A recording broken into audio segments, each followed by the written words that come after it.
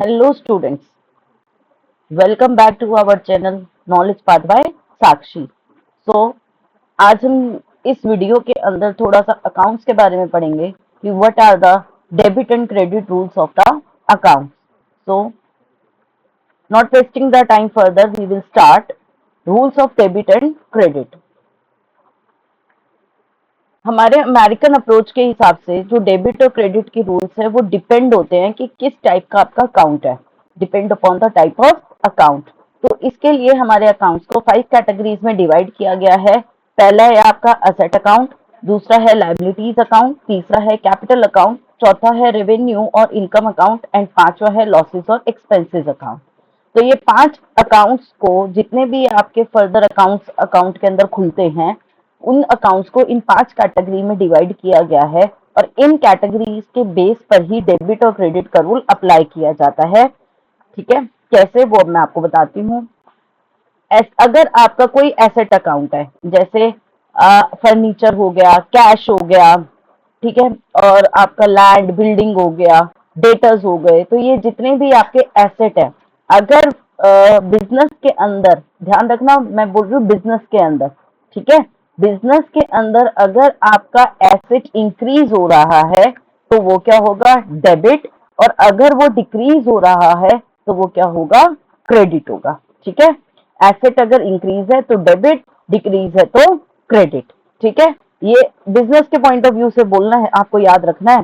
Same pattern पे आपका losses और एक्सपेंसेस होता है कि अगर वो इंक्रीज हो रहा है तो डेबिट होगा, अगर वो डिक्रीज हो रहा है तो क्रेडिट होगा।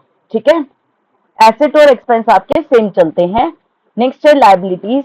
एसेट के एकदम अपोजिट चलता है आपका लायबिलिटी। अगर इंक्रीज होगा तो क्रेडिट होगा, अगर डिक्रीज होगा तो डेबिट होगा। ठीक है, सेम पैटर्न में आपका चलता है कैपिटल।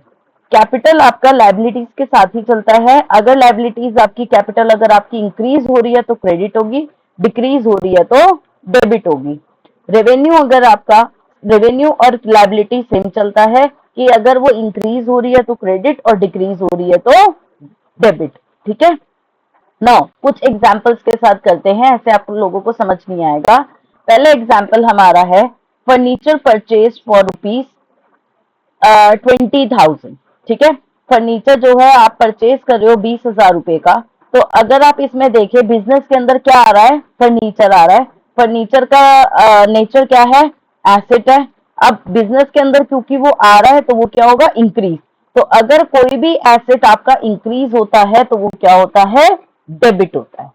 ठीक है, एंड अगर ये कैश परचेजेस होता, मतलब बदले में मैं उसको कैश दे देती, तो कैश आपका क्या होता, बिजनेस से जाता, और कैश आपका क्या है, एसेट है। अगर कैश आपका बिजनेस से जा रहा है दैट मीन्स एसेट आपका डिक्रीज हो रहा है, तो कैश आपका क्या हो जाएगा, क्रेडिट हो जाएगा। ठीक है, नेक्स्ट एग्जांपल लेके चलते हैं। Purchase goods from Sanjay on credit for ₹40,000। ठीक है, गुड्स हमने परचेज करे हैं संजय से क्रेडिट बेसिस पर, मतलब उधार कितने के, 40,000 के। तो इसमें जो आपके अकाउंट इफेक्ट हो रहे हैं वो कौन से अकाउंट इफेक्ट हो रहे हैं, या तो आप परचेज कह सकते हो या गुड्स कह सकते हो, क्योंकि मैंने अपनी लास्ट वीडियो में आपको दिखाया था कि परचेज अकाउंट हमेशा गुड्स के लिए ही यूज होता है। अगर आपने फर्नीचर परचेज किया होता तो यहाँ पे आता फर्नीचर अकाउंट, जैसे अभी हमने लास्ट ट्रांजेक्शन के अंदर किया था। बट यहाँ गुड्स परचेज हो रहे हैं तो आप इसको परचेज बोल सकते हैं, या गुड्स अकाउंट्स को भी कह सकते हो कि अभी फिलहाल के लिए इफेक्ट हो रहा है, क्योंकि ये अभी हम इसका डेबिट या क्रेडिट का रूल समझ रहे हैं। अब अगर मैं इसको परचेज लेके चल रही हूँ तो दैट इज एन एक्सपेंस, अगर मैं गुड्स लेके चल रही हूँ तो दैट इज एन एसेट। तो परचेज आपका एक्सपेंस है, एक्सपेंस अगर इंक्रीज होता है तो वो ऑलवेज डेबिट होता है।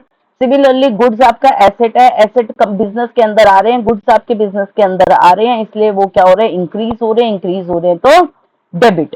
अब संजय क्या है, संजय आपका क्रेडिटर है, क्योंकि आपने उससे उधार पे जो है गुड्स परचेज करे हैं, आज नहीं तो कल उसको पैसे देने, that means it's an obligation for you. अगर ऑब्लिगेशन आ गया वर्ड तो क्या हो गया, वो लायबिलिटी हो गया।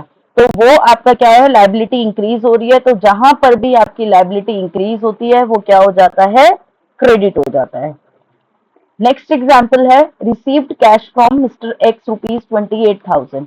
मिस्टर एक्स से हमने कैश रिसीव किया, तो आपके दो अकाउंट कौन से यहाँ पर इफेक्ट हो रहे हैं। एक मिस्टर एक्स हो रहा है और एक कैश हो रहा है। अगर मैं कैश की बात करूं, बिजनेस के अंदर कैश आ रहा है, एसेट है वो, तो बिजनेस में आ रहा है मतलब इंक्रीज हो रहा है, इंक्रीज का मतलब है एसेट डेबिट। ठीक है। अब मिस्टर एक्स जो है मेरा डेटर है, डेटर मतलब वो पर्सन जिससे बिजनेस को पैसा लेना था, है ना, लेना था, तो मेरे लिए वो एसेट है, डेटर है। तो मेरा एसेट जो है, अब उसने मुझे पैसे दे दिए तो डेटर मेरा कम हो गया, तो बिजनेस से ये जो है एसेट मेरा कम हो गया, इसलिए जो भी एसेट आपका कम होता है तो वो क्या होता है, क्रेडिट होता है। आई होप ये आपको क्लियर हो गया होगा। नेक्स्ट एग्जाम्पल हम ले रहे हैं, commence business with cash. Business commence किया, स्टार्ट किया हमने कैश पर, तो बिजनेस के अंदर पैसा आया, cash is again asset, business के अंदर आया, तो इसलिए बिजनेस आपका एसेट क्या हुआ, इंक्रीज हुआ। एसेट अगर इंक्रीज होता है तो क्या होता है, डेबिट होता है। ठीक है। दूसरा क्या है, जो भी चीज हम बिजनेस के अंदर डालते हैं वो हमारा क्या होता है, कैपिटल। ये मैंने अपनी अकाउंटिंग की फर्स्ट वीडियो के अंदर आपको बताया था कि any amount which is invested into the business is called the capital. तो कैपिटल जो वो भी जितना भी कैश लेकर आया है वो क्या है, कैपिटल है। और कैपिटल क्या होता है, बिजनेस के लिए लायबिलिटी होता है। ये भी मैंने आपको लास्ट वीडियो में एक्सप्लेन किया था कि कैपिटल बिजनेस के लिए लायबिलिटी क्यों होता है। अगर आपको भी ये कंसेप्ट समझना है तो आप प्लीज मेरी लास्ट वाली वीडियो को चेक कीजिए। अब कैपिटल जो है लायबिलिटी है बिजनेस के लिए, आज नहीं तो कल उसको प्रोपराइटर को वापस करनी ही करनी है, तो इसलिए उसकी क्या हुई है, लायबिलिटी इंक्रीज हुई है। लायबिलिटी इंक्रीज हुई है तो जब भी कभी भी लायबिलिटी इंक्रीज होती है तो वो क्या होता है, क्रेडिट होता है। ठीक है। तो इसलिए आपका कैश डेबिट हो जाएगा और कैपिटल आपका क्रेडिट हो जाएगा। नेक्स्ट है withdraw cash for personal use. अब कैश मैंने पर्सनल यूज के लिए निकाला, तो पहले जो एक अकाउंट मेरा इफेक्ट हुआ दैट इज एन कैश। अब मैंने आपको बताया था अगर हम बिजनेस से कोई भी चीज पर्सनल यूज के लिए निकालते हैं तो वो हमारी क्या होती है, ड्रॉइंग्स होती है। तो ड्रॉइंग्स जो है मेरा ये 10,000 का, क्योंकि पर्सनल यूज है इसलिए ये क्या हुआ, दूसरा अकाउंट मेरा इफेक्ट हुआ है ड्रॉइंग्स का। नाउ कैश जो है आपका एसेट है। अब क्योंकि ये बिजनेस से विड्रॉ हुआ है तो इसका मतलब एसेट आपका कम हुआ है, तो ये क्या हो गया, क्रेडिट हो गया। अब ड्रॉइंग्स अल्टीमेटली क्या होती है, कैपिटल में होती है, मतलब ये आपकी लायबिलिटी का पार्ट होता है।